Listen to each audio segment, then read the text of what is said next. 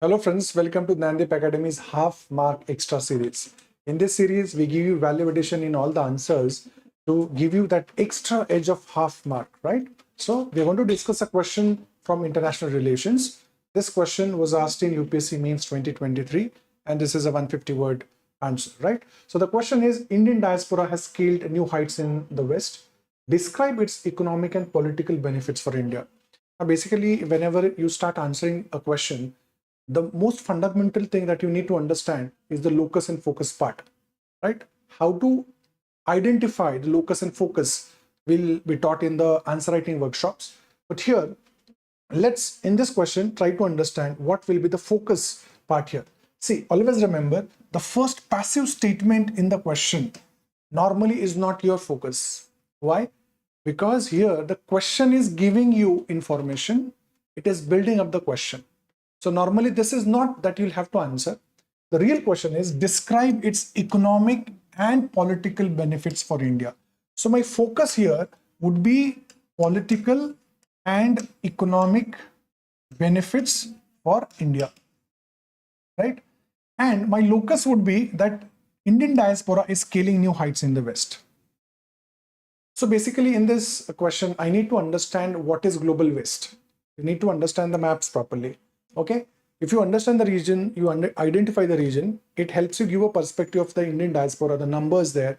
Okay, so I should be revolving around what are the political and economic benefits that India get because of the diaspora outside. Okay, so let's see how do we introduce this answer. Okay, focus, जैसे मैंने कहा, economic and political benefits of diaspora to India, and the locus would be Indian diaspora has scaled new heights in the West. Okay. Now, next, first, how to introduce. Introduction is the most tricky part in the answers normally because the body part is what you read in the books. Introduction has to be innovative, right? So here, what you can do is you can briefly give an idea of Indian diaspora in the West. Okay? And remember, not the number of diaspora across the globe, only the West. So how to add value, how to get that half extra mark in your answers is by quoting reports, facts, numbers, data, example, case studies.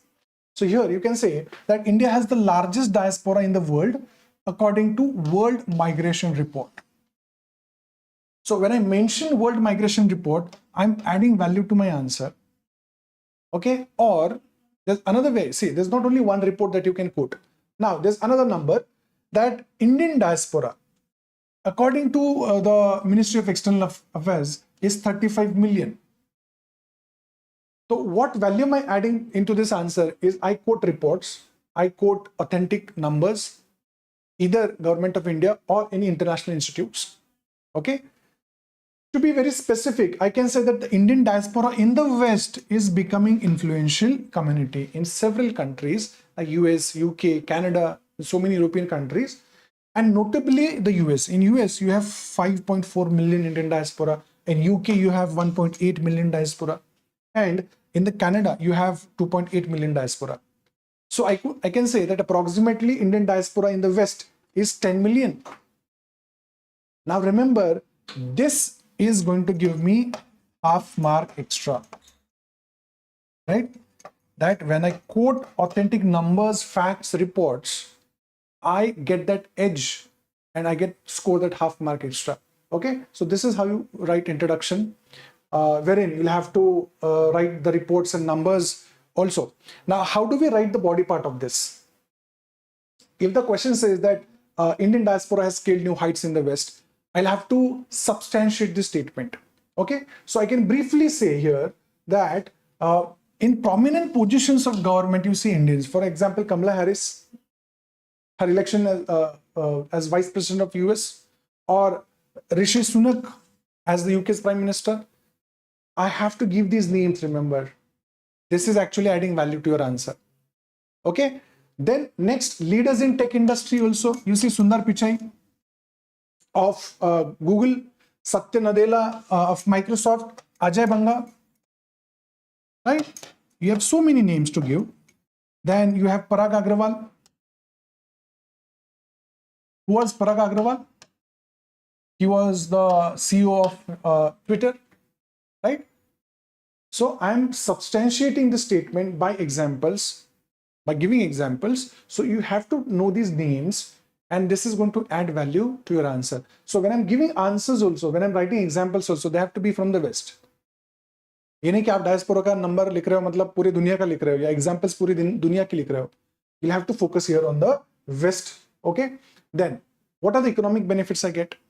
So India is one of the largest recipients of remittances. Again, how am I adding value? According to RBI. I'm not just giving the number that India receives.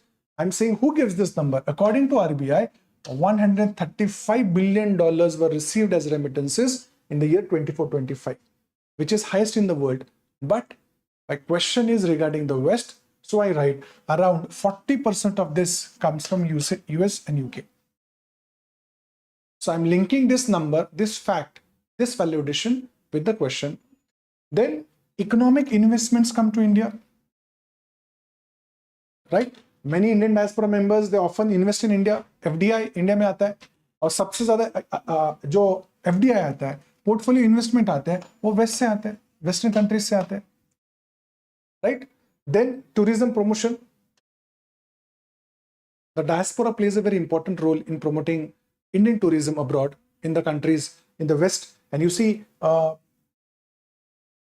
citizens of the Western countries are one of the largest flows of tourism in India. So this is one benefit, economic benefit that we get. Then there is knowledge transfer also, or the brain gain also. We all these years only spoke of brain drain, but now we have brain gain as well. So Indian professionals who return from the West, they come to India with skills, right? They come back to India with valuable skills, the expertise and global outlook also. Okay, so these are some of the economic benefits that India get because of the diaspora. Now, what are the political benefits? Of course, lobbying for India. Many students will only write political benefit that we can go for lobbying. But to get that half extra mark, you have to give an example that Indo-US nuclear deal is a perfect example of political benefits because of diaspora. Next, cultural diplomacy. India is known for soft power globally, right? So this diaspora helps India in leveraging the soft power. For example, celebration of Diwali at White House or the International Yoga Day. So what I'm doing is when I mention a point, I substantiate it, I support it with examples or with case studies. Remember that. Then strong bilateral relations also due to Indians at higher positions. In many Western countries, you see Indians at very high positions. Ireland ho, UK ho, US ho, Canada ho. So most of the countries के साथ relations आपके अच्छे रहते हैं. So that is one example you can give.